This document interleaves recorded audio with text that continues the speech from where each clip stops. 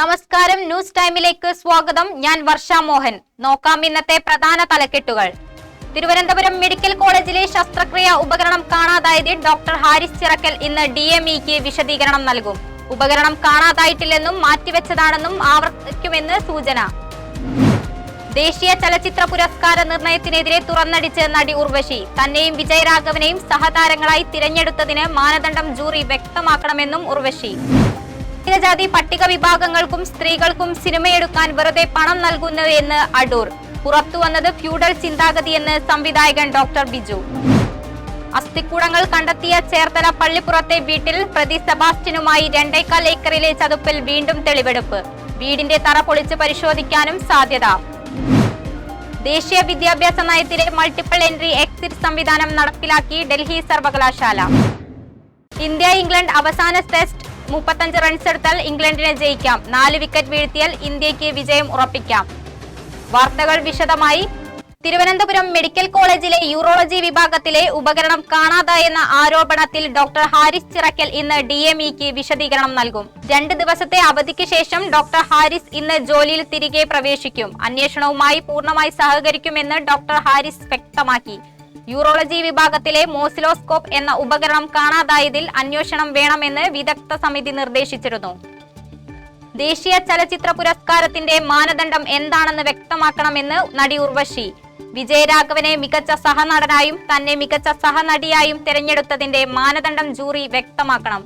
ഒരു അവാർഡ് എന്തിനു വേണ്ടേ, ഏത് മാനദണ്ഡത്തിലാണ് കൊടുക്കുന്നതെന്ന് വ്യക്തമാക്കേണ്ട കടമ ജൂറിക്കുണ്ട്. ഞങ്ങൾക്ക് തോന്നിയത് കൊടുക്കും, എല്ലാവരും വന്ന് വാങ്ങിക്കണമെന്ന നിലപാട് തുടർന്നു പോയാൽ അർഹിക്കുന്ന പലർക്കും അവാർഡ് കിട്ടില്ലെന്നും ഉർവശി കൂട്ടിച്ചേർത്തു.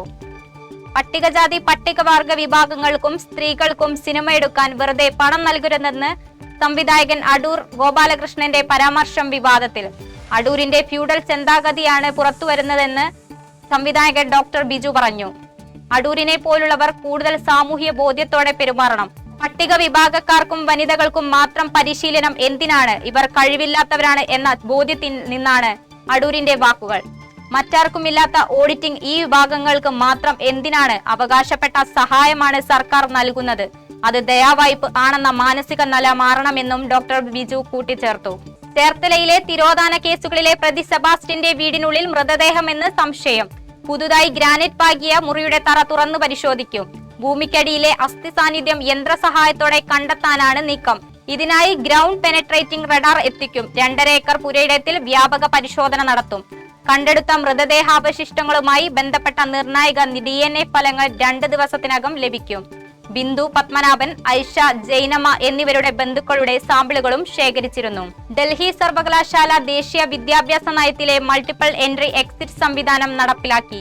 വിദ്യാർത്ഥികൾക്ക് 2, 4, 6 സെമസ്റ്ററുകൾക്ക് ശേഷം പഠനം താൽക്കാലികമായി നിർത്താവുകയും പിന്നീട് മടങ്ങി കോഴ്സ് പൂർത്തിയാക്കാനാവുകയും ചെയ്യും. 2 സെമസ്റ്ററിന് ശേഷം സർട്ടിഫിക്കറ്റ്, 4 സെമസ്റ്ററിന് ശേഷം ഡിപ്ലോമ, 6 സെമസ്റ്ററിന് ശേഷം ബിരുദം, 4 വർഷം പൂർത്തിയാക്കിയാൽ സ്പെഷ്യലൈസേഷനോടെയുള്ള ബിരുദം ലഭിക്കും. ഇന്ത്യ-ഇംഗ്ലണ്ട് 5ാം ടെസ്റ്റിന്റെ ഫലം നിർണായക ഘട്ടത്തിൽ. മഴ മൂലം 4ാം ദിനം നേരത്തെ അവസാനിച്ച മത്സരത്തിൽ 374 റൺസ് വിജയലക്ഷ്യം പിന്തുടരുന്ന ഇംഗ്ലണ്ട് 6 വിക്കറ്റ് നഷ്ടത്തിൽ 339 റൺസിൽ. ഇംഗ്ലണ്ടിന് ഇനി 35 റൺസ് വേണം. ഇന്ത്യക്ക് 4 വിക്കറ്റ് വീഴ്ത്തിയാൽ പരമ്പര സമനിലയാകും. പ്രധാന വാർത്തകൾ ഒരിക്കൽ കൂടി. തിരുവനന്തപുരം മെഡിക്കൽ കോളേജിലെ ശസ്ത്രക്രിയാ ഉപകരണം കാണാതായതിൽ ഡോക്ടർ ഹാരിസ് ചിറക്കൽ ഇന്ന് DMEക്ക് വിശദീകരണം നൽകും. ഉപകരണം കാണാതായിട്ടില്ലെന്നും മാറ്റിവെച്ചതാണെന്നും ആവർത്തിക്കുമെന്ന് സൂചന. ദേശീയ ചലച്ചിത്ര പുരസ്കാര നിർണയത്തിനെതിരെ തുറന്നടിച്ച് നടി ഉർവശി. തന്നെയും വിജയരാഘവനെയും സഹതാരങ്ങളായി തിരഞ്ഞെടുത്തതിന് മാനദണ്ഡം ജൂറി വ്യക്തമാക്കണമെന്ന് ഉർവശി. പട്ടികജാതി പട്ടിക വിഭാഗങ്ങൾക്കും സ്ത്രീകൾക്കും സിനിമയെടുക്കാൻ വെറുതെ പണം നൽകുന്നുവെന്ന് അടൂർ. പുറത്തുവന്നത് ഫ്യൂഡൽ ചിന്താഗതിയെന്ന് സംവിധായകൻ ഡോക്ടർ ബിജു. അസ്ഥിക്കുടങ്ങൾ കണ്ടെത്തിയ ചേർത്തല പള്ളിപ്പുറത്തെ വീട്ടിൽ പ്രതി സെബാസ്റ്റ്യനുമായി 2.25 ഏക്കറിലെ ചതുപ്പിൽ വീണ്ടും തെളിവെടുപ്പ്.